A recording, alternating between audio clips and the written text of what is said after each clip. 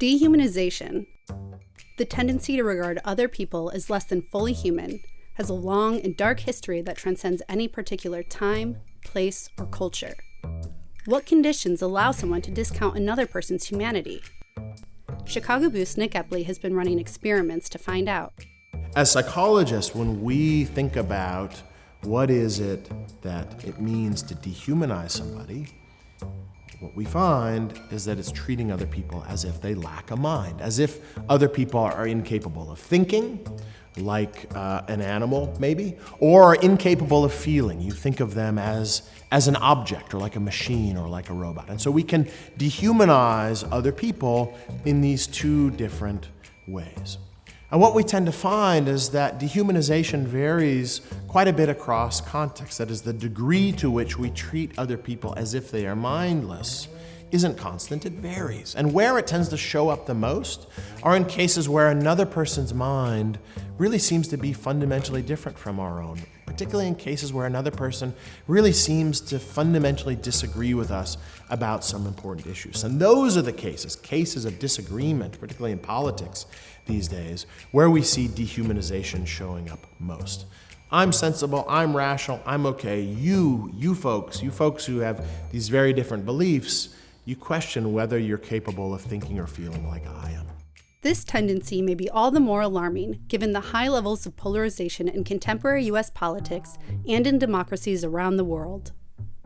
So how is it that we come to recognize the mind of another person? We find in our research that a person's voice is really important for recognizing the presence of a mind in somebody else. And we also find that it's central to humanizing another person. On the Tuesday before the 2016 presidential election, Epley and his team conducted an experiment. They brought both people planning to vote for Hillary Clinton and people planning to vote for Donald Trump into the lab and had them explain why they were voting for their particular candidate. The researchers filmed their verbal explanations and also had them write them out.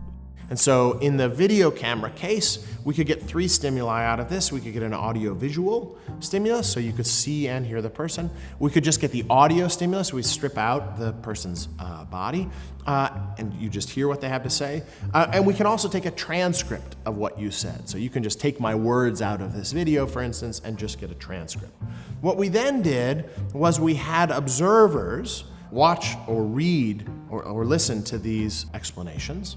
And then they judged the person basically in terms of how human they were, in terms of how much of a human-like mind did they have.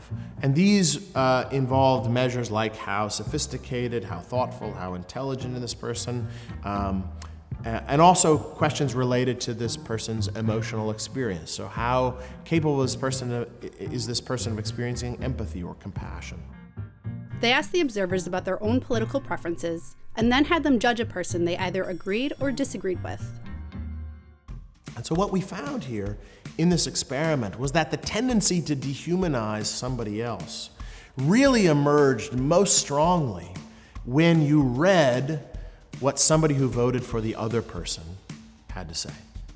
When you were listening to somebody who disagreed with you explain their position, you judge them to be significantly more thoughtful, more intelligent, more rational, more mindful, more human-like when you heard what they had to say than when you read exactly the same content, either in a transcript or in their written text. Watching versus listening to someone explain their views didn't have much of an effect. The researchers concluded that the voice, rather than body language or other nonverbal cues, was what made observers less likely to dehumanize their counterparts. So how do we humanize somebody more often in daily life, particularly in cases where you're inclined to think about them as an animal or object? You're likely to think about them as having less than fully human-like attributes than you have yourself. We find that being able to hear them, actually listening to what somebody else has to say, is a critical feature of recognizing that they have a mind that's at least more similar to your own than you might have guessed otherwise.